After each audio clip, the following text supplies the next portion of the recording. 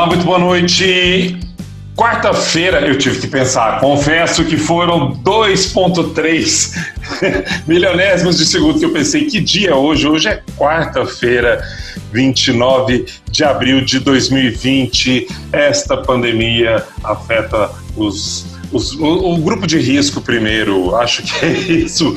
Estamos aqui na Jovem FM, fazendo o nosso Direto ao Ponto temporada pandêmica, trazendo as principais notícias e informações do dia. Você que acompanha a gente sempre aqui no 104,7, está acompanhando o programa quentinho, gravado agorinha. Quem está hoje, time completo, Cléo Oliveira.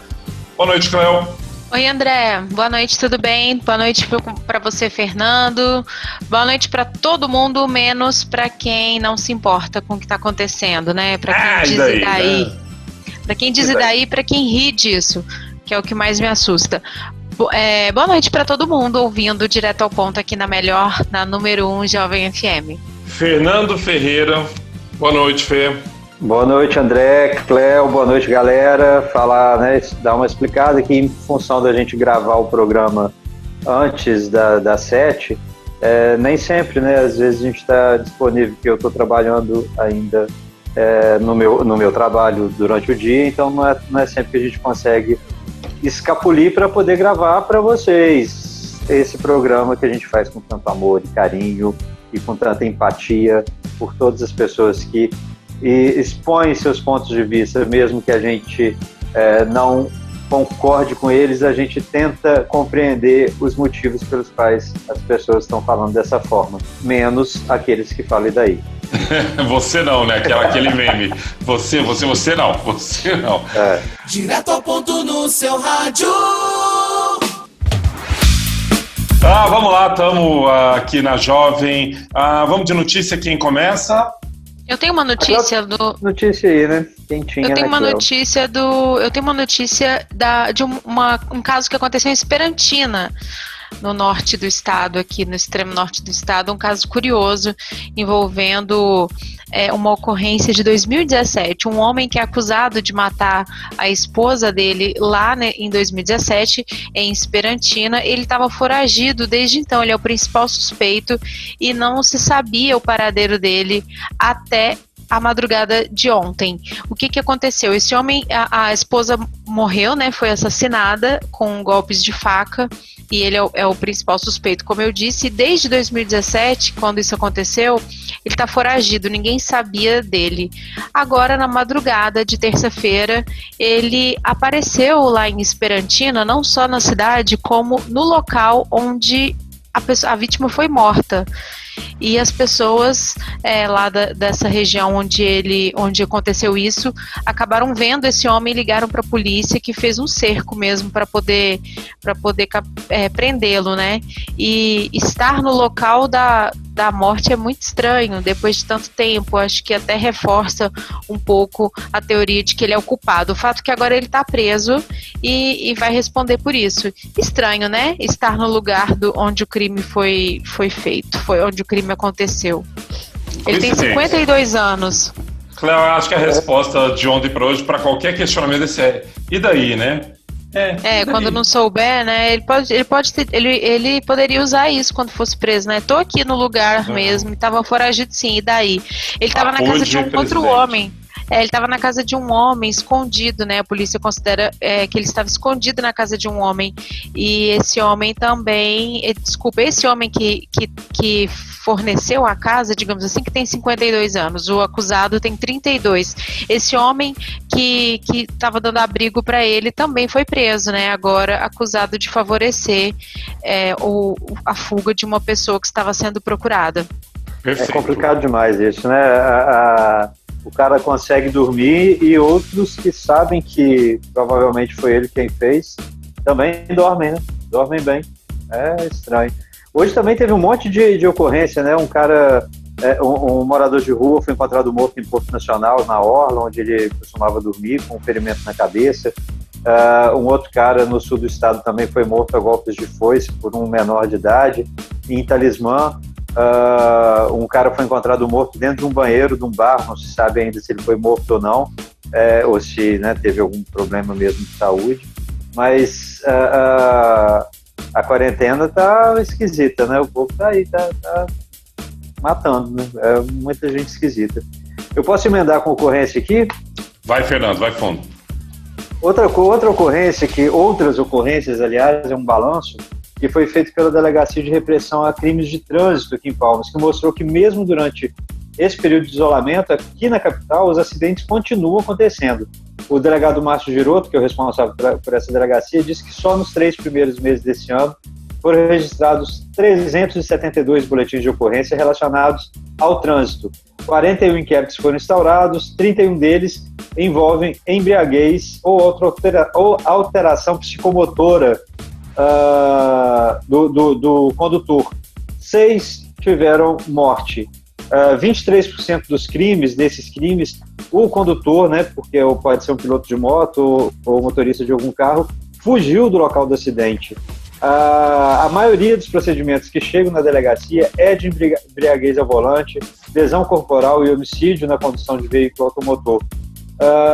O delegado fala que não teve uma redução substancial nos acidentes registrados e explica que pela logística aqui de Palmas, as pessoas usam demais os veículos, né, seja moto, seja carro, para se locomover, porque é uma cidade planejada mais ou menos para carros, né? E muito quente, então as pessoas acabam usando seus veículos. Infelizmente, talvez por isso o número de acidentes não tenha diminuído, segundo o delegado Márcio Giroto da Delegacia de Repressão a Crimes de Trânsito. Gente, falando de quarentena, a gente já está acompanhando aí, a gente tem noticiado em cada programa Direto ao Ponto a relação O Médico e o Monstro de Araguaína com o isolamento social. Pode, não pode, libera, relaxa, volta. Os números de ontem chamaram muito a atenção, são números, quem olha a tal da curva, né, que é o objetivo é achatar a curva, a gente está aparentemente está longe de ser um pico, na verdade estamos indo para o infinito e além.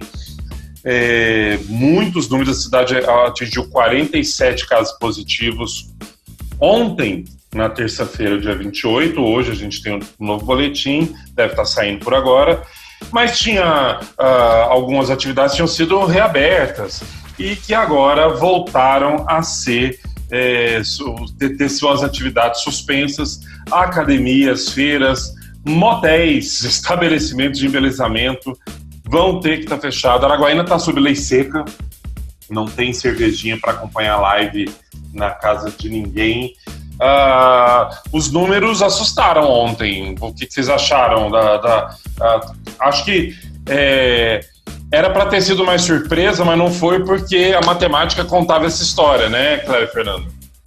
Eu acho que não só em Araguaína, né, em todos os casos, de uma forma geral, muito embora os testes começaram a ser feitos nos municípios, os testes rápidos, né, então dá para entender também pelo lado de que os casos já existiam, só não estavam sendo notificados. De qualquer forma, o crescimento de segunda para terça-feira no número de casos aqui no Tocantins é de 46,8%, é um índice considerado bem alto, e aqui em Palmas o reflexo de tudo isso foi mais uma morte, né, que foi registrada, aconteceu ontem, mas foi divulgada hoje. Ontem já era 10 da noite quando esse paciente veio a falecer, infelizmente, um caminhoneiro de Palmas, da região norte, e o que me assustou é o fato de que ele apresentou os sintomas da doença há apenas 7 dias. Eu sempre fico pensando nesses efeitos, né, para a família, para a própria vítima da doença.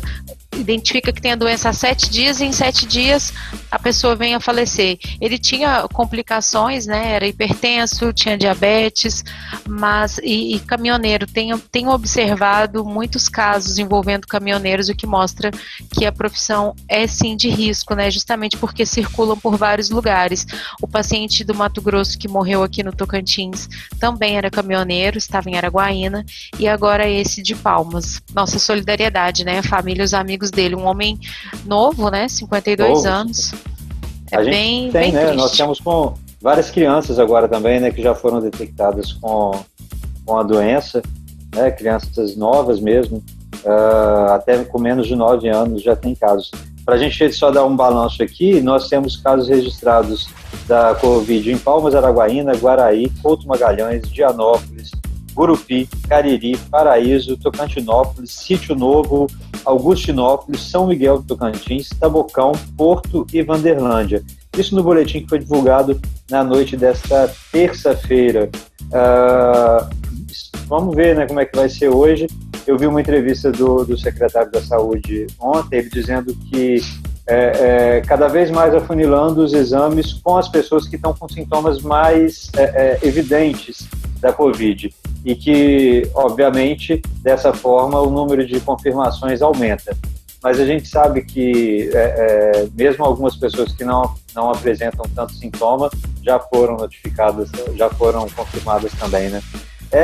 O negócio é tomar cuidado, né, gente? Fernando, André e os ouvintes, eu falei agora dos caminhoneiros, né? Aqui em Palmas temos 2 caminhoneiros, tínhamos, né? Desculpa, no Tocantins, 2 caminhoneiros internados, um de Gurupi em Palmas e esse de Araguaína, que é de outro estado. O de Araguaína faleceu. Há um outro caminhoneiro do Rio Grande do Sul internado em Araguaína também, e esse de Palmas que faleceu. Então mostra realmente que é uma profissão que deve ficar atenta. Hoje, exatamente hoje, 29 de abril, um decreto do governo federal assinado pelo presidente ampliou o leque de atividades consideradas essenciais durante a pandemia e incluiu nessas atividades o serviço prestado por caminhoneiros. Então, acredito que com isso mais caminhoneiros vão circular pelo país, né? E realmente é uma atividade essencial, não há dúvida sobre isso, mas coloca em risco essas pessoas. E se a gente fizer uma análise da conjuntura nacional ao longo desses anos todos, o porquê de a Ferrovia Norte-Sul e outras ferrovias não terem uma efetividade, né, tão grande, uma eficácia tão grande no transporte de cargas entre o país inteiro, algumas hidrovias também que nunca saíram do papel, e é porque sempre houve um lobby muito grande das construtoras, né, das grandes empreiteiras, para que fossem construídas rodovias.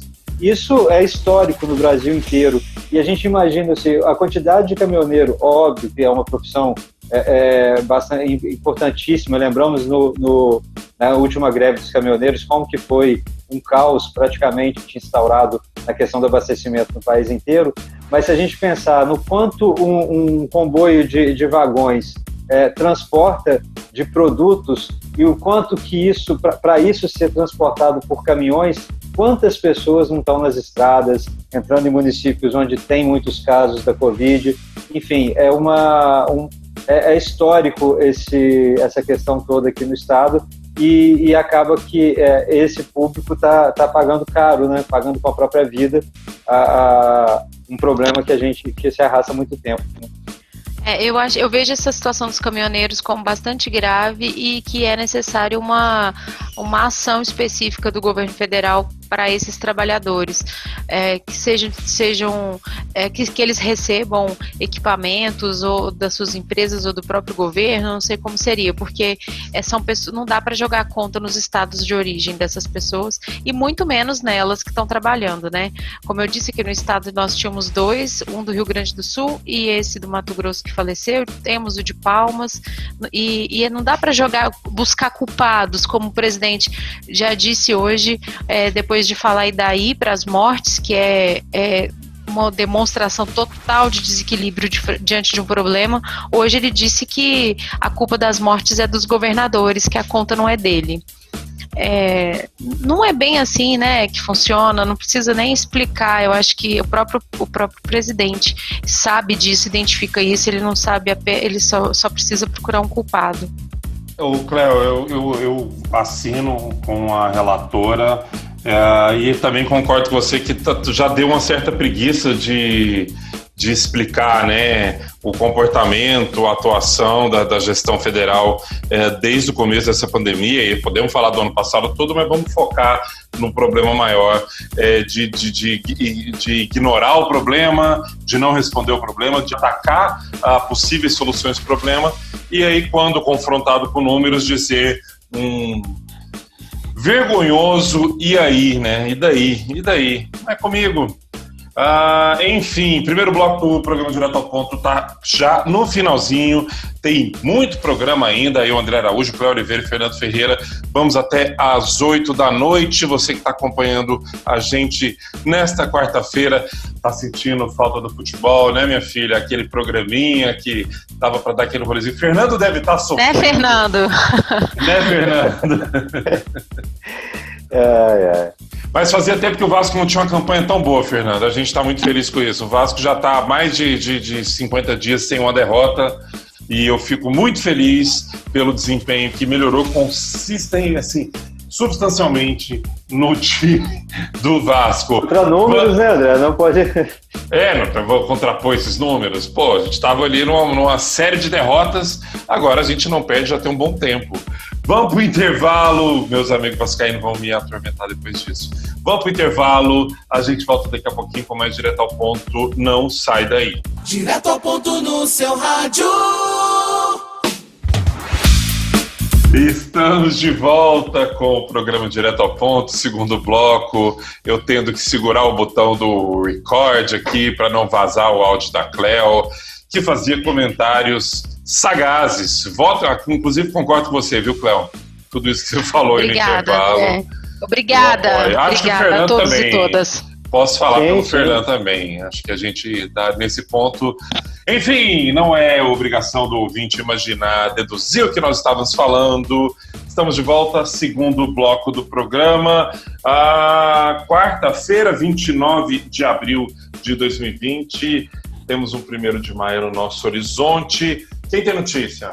Eu queria só, ainda sobre a doença e sobre pessoas que não têm empatia e que conseguem deitar a cabeça no travesseiro e dormir, uma notícia que eu vi no UOL hoje pela manhã, falando que a Prefeitura de Rondonópolis, no Mato Grosso, ela gastou 4 milhões na compra de, não me recordo quantos respiradores para as UPAs do município. Lá é um município do estado onde estão com muitos casos.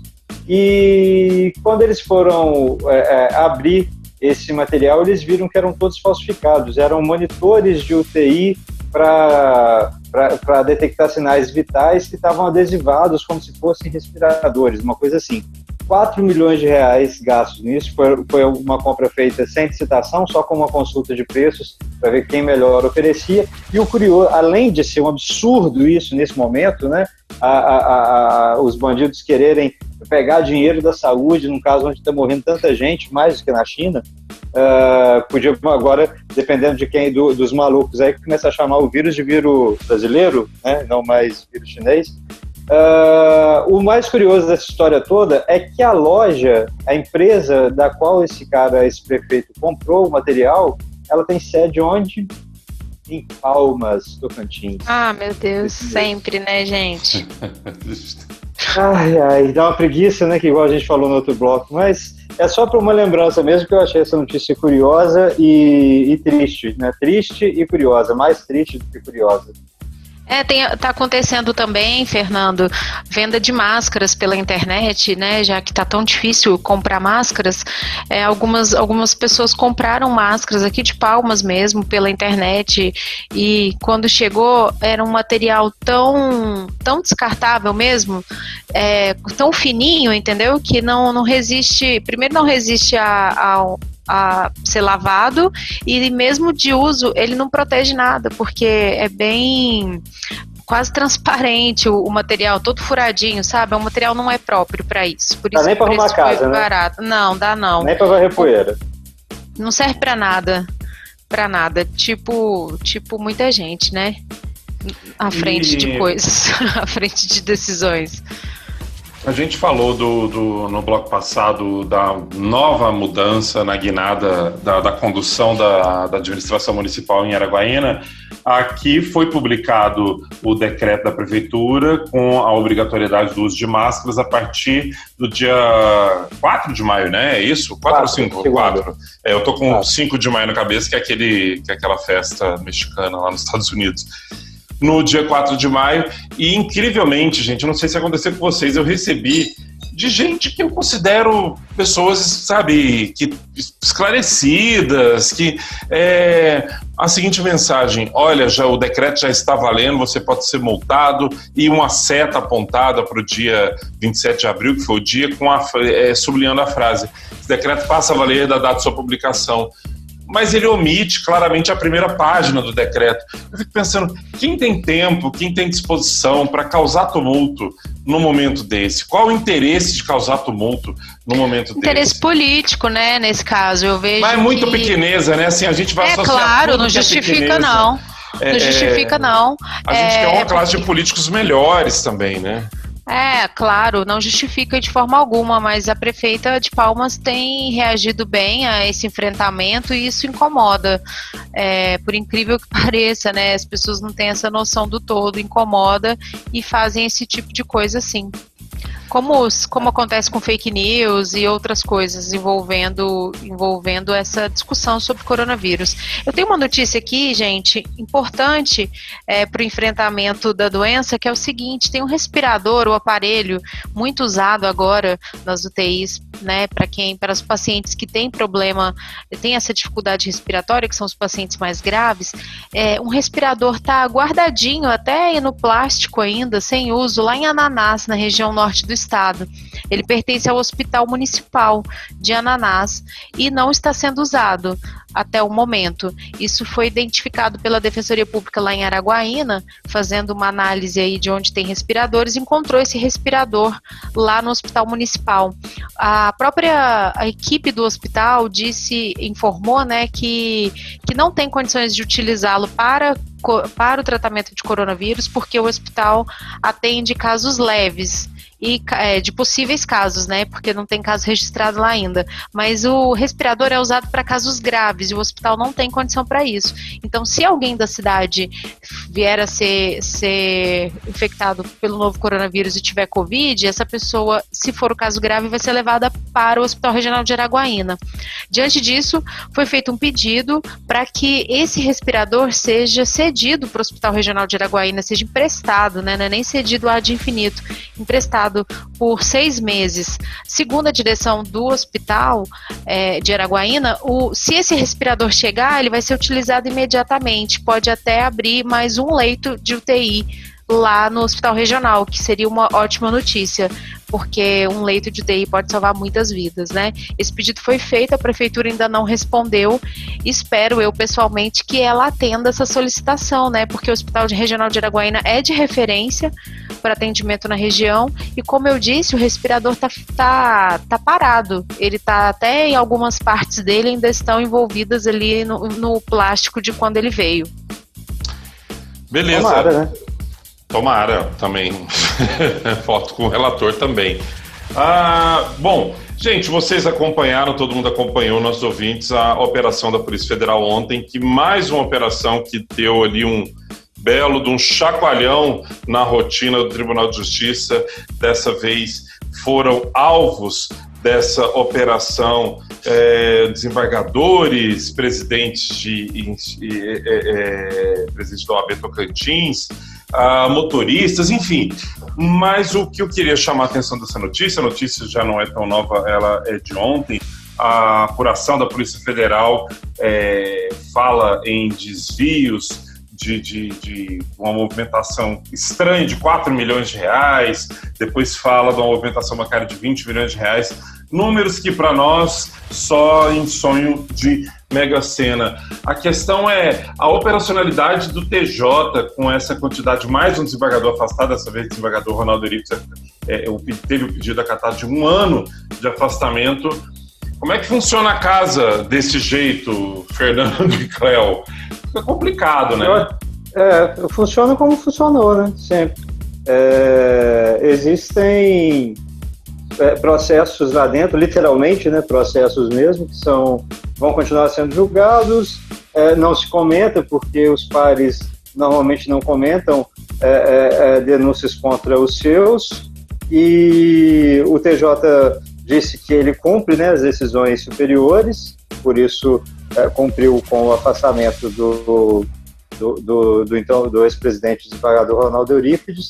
Na OAB, o presidente Gedeon Pitaluga também respondeu dizendo que ele nunca praticou nenhum ato ilícito, que o nome dele foi citado lá e que ele contribui com as investigações, e assim o barco toca. O que eu acho mais interessante, André, na questão do judiciário como um todo, é que as punições normalmente são as mais benevolentes possíveis.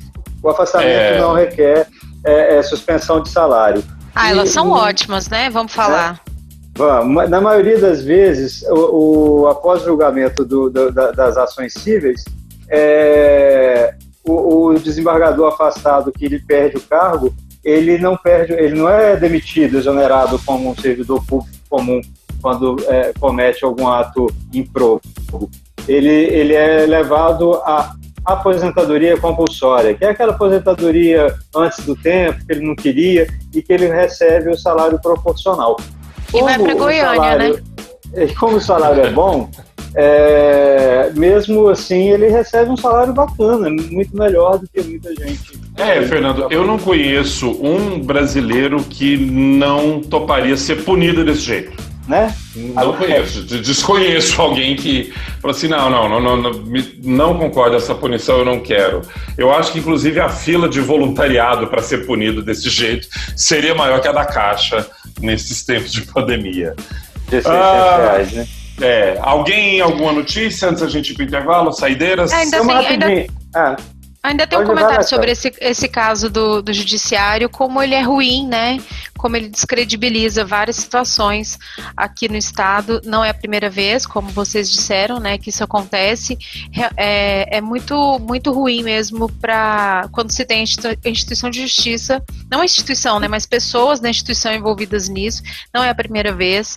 E vai deixando assim uma baixa autoestima, eu diria, das pessoas que precisam da justiça, né? E até os outros que compõem que não concordam com isso também, imagino que se vejam ali diante de uma situação bem delicada e pouco motivadora. Vamos de intervalo.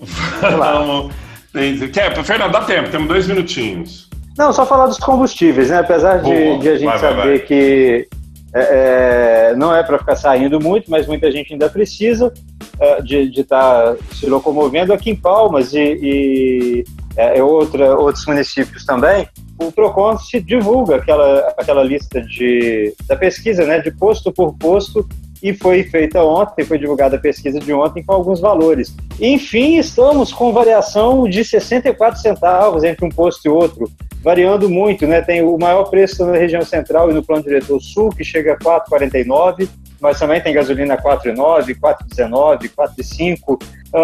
Em Taquaralto e Taquari está o menor preço do combustível aqui em Palmas, com postos vendendo gasolina R$ 3,86. E quem quiser saber quais são esses postos, no site do PROCON, procon.to.gov.br, do lado direito tem uma coluna de coisa ali onde está lá serviços. Você clica em serviços, aparece pesquisas de preço. Você vai abrindo, aí você vê a pesquisa do preço de combustível, aí tem o nome de cada posto de combustível e os valores que eles estão vendendo, não só da gasolina, mas do álcool e do diesel comum e do diesel S10 também. Perfeito, vamos de intervalo, tem mais Direto ao Ponto, daqui a pouquinho a gente volta para o terceiro bloco do programa. Hoje, quarta-feira, 29 de abril de 2020, o feriado é sexta ou é sábado, gente? Me ajudem. Sexta-feira. Né? Por favor, André. André, sexta-feira, não bota esse feriado no sábado não, porque eu tô trabalhando. Fernando também. Vamos lá então, tem intervalo, a gente volta daqui a pouquinho com mais Direto ao Ponto. É bate-papo, é descontração, é jornalismo de qualidade. Direto ao Ponto. Terceiro e último bloco do programa Direto ao Ponto, quarta-feira, 29 de abril de 2020. Tem gente lá nas redes sociais sonhando com festas juninas. Vai ter live. Daqui a pouquinho vamos falar vai ter live do Alceu Valença. Muita gente já planejando fazer um pé de moleque em casa para respirar ares de normalidade. Terceiro e último bloco do nosso programa de hoje.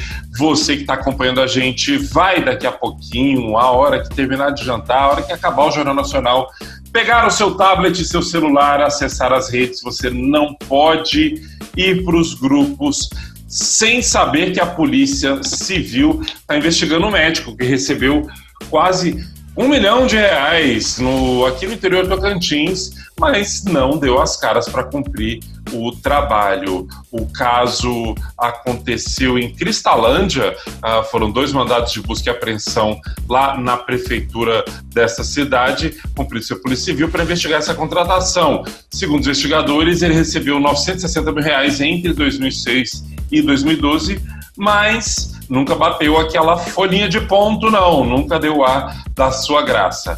A operação, batizada de Hipócrates, é realizada pela 6ª Divisão de Repressão ao Crime Organizado de Paraíso do Tocantins, com apoio da DEIC de Gurupi. O médico fantasma... Estava em isolamento, né? Estava em isolamento e previu, né, em 2006... Durante 4 anos. Ele já estava. Deve estar com a barba enorme. Olha só, um em cada 4 brasileiros não tem acesso à internet, o que representa cerca de 46 milhões de pessoas no Brasil.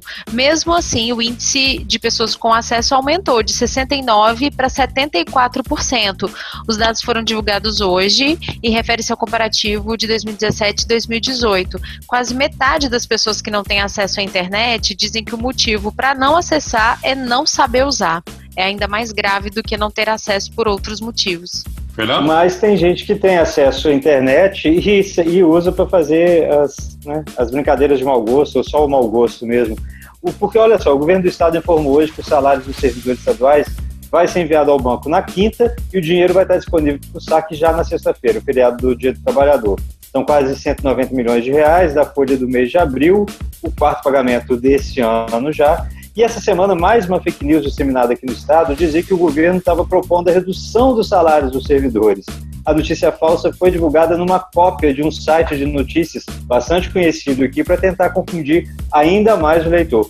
Portanto, fica atento, o servidor vai ser pago integralmente na sexta, dia 1º, e não acredite em tudo que você vê aí no grupo. Mas isso aqui você pode compartilhar aqui. Olha só, no paraíso das lives, quem está curtindo... conseguindo curtir aí nas noites as apresentações, nesta quarta-feira tá rolando agora, paralelo, junto com o programa, se você terminar o programa direto ao ponto e mudar para lá, da Lúcio Maia Sepultura, também tocando no Sepulquarta, projeto Banda Brasileira de Metal. Tem Marcos Bellucci, começando daqui a pouquinho às 8 horas da noite, João Suplicy também, e quem anunciou uma live, Fernando Ferreira e Cláudio Oliveira, ele, Fábio Júnior, promete uma noite de muito romantismo. Uma gênia. Né? Gente, um perfil nas redes sociais foi criado com uma ideia muito bacana. São explorações fotográficas sobre o isolamento social. O nome do projeto é Fica e Foca. Ele começou como um projeto de estudantes de jornalismo na Universidade Federal do Tocantins, das aulas de fotografia com o professor Fred, maravilhoso, e agora acabou que outras pessoas entraram nesse projeto e estão participando. Se você quiser participar, você pode seguir, né, o perfil Fica e Foca no Instagram para ver as fotos e também participar mandando as suas fotos. Tem um grupo de WhatsApp, aí todos os dias é colocado um tema e aí a pessoa tem que fotografar. Todos os temas são relacionados ao universo, assim, dentro de casa, relacionado ao isolamento social, para que as pessoas possam se expressar por meio da fotografia o que elas estão sentindo, o que elas estão vendo nesse período. Olha só, gente, essa aqui é para a gente terminar o programa já um pouco mais leve, né? Quem não se lembra do filme A Lagoa Azul, que é um dos filmes mais vistos e reprisados na sessão da tarde, já foi reprisado centenas de vezes na TV aberta. Está completando esse ano 40 anos do lançamento. O filme é o clássico, né, com a Brooke Shields e o Christopher Atkins.